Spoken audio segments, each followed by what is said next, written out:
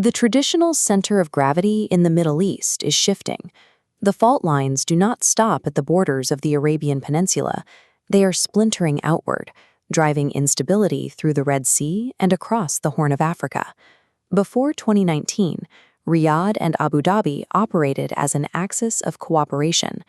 Saudi Crown Prince Mohammed bin Salman and UAE President Mohammed bin Zayed maintained an aligned front, dictating Gulf politics through shared military and diplomatic objectives. That alignment has dissolved. Today, we see competing military and diplomatic vectors currently colliding in Yemen, Sudan, and Somalia. The current rift originates from a structural divergence in grand strategy. Two mutually exclusive geopolitical models are now competing to define the future of regional order. The Saudi model is built on state integrity. To protect the multi-trillion-dollar domestic infrastructure projects of Vision 2030, Riyadh requires status quo stability and centralized, recognized authority to insulate its economy. The UAE is pursuing a strategy of pragmatic fragmentation. Abu Dhabi secures global trade corridors by funding surrogate actors and militias to seize control of strategic maritime nodes. This structural split explains why seemingly disparate conflicts across the Middle East and Africa are now escalating in parallel. Post-oil diversification is the primary driver of this friction. Both nations recognize that surviving the energy transition requires securing massive amounts of foreign direct investment. This chart plots the competition for that capital. The UAE has historically dominated the region, reaching over $30 billion in 2023. But Saudi Arabia is rapidly closing the gap, surging to $25.6 billion as it accelerates its economic transformation. Saudi Arabia's Vision 2030 goals require Riyadh to dismantle the UAE's position as the premier regional business hub. In 2021, Saudi Arabia began weaponizing economic access by stripping tariff-free status from goods produced in UAE-free zones, targeting the core of Abu Dhabi's re-export trade. This was followed by the 2024 Regional HQ Mandate, which forces multinational corporations to move their headquarters to Riyadh to secure Saudi government contracts. The shared requirement for economic diversification has created a zero-sum competition for global capital. These competing economic engines demand entirely different regional security environments. To attract $100 billion in annual foreign investment, Saudi Arabia requires a zone of zero conflict, characterized by intact central governments and stable borders. This is the state integrity model. The UAE faces a different geographic reality. Lacking the territory and population of Saudi Arabia, Abu Dhabi cannot rely on traditional state bulk to project its interests. Instead, the UAE bypasses central bureaucracies by funding agile non-state actors and militias to secure specific choke points along maritime trade routes.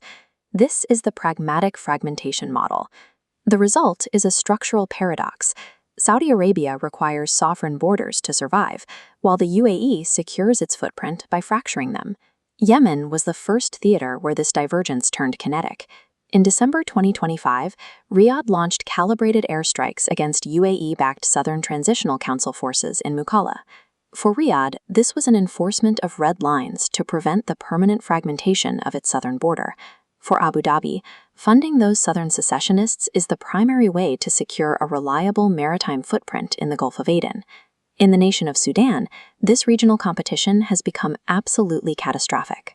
The UAE applies pragmatic fragmentation by arming the Rapid Support Forces via Chad.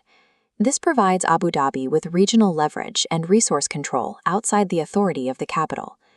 Saudi Arabia applies the state integrity model by backing the conventional Sudanese armed forces, working to prevent total state collapse. The RSF's fragmented warfare has resulted in mass displacement and widespread famine conditions. In Yemen and Sudan, local civil wars have become the kinetic testing ground for these opposing visions of regional order.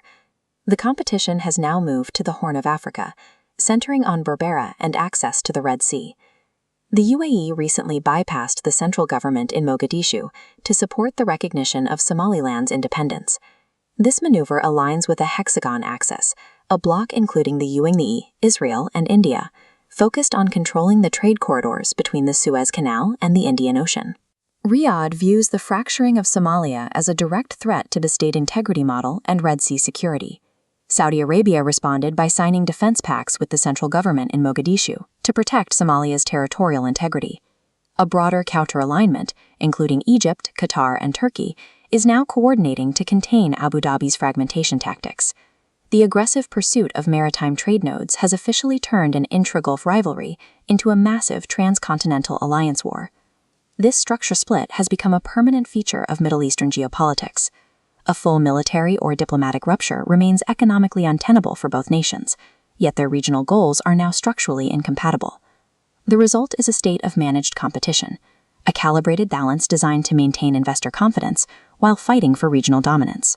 For external actors, interventions in Gaza, Sudan, or the Red Sea are no longer isolated tasks of crisis management.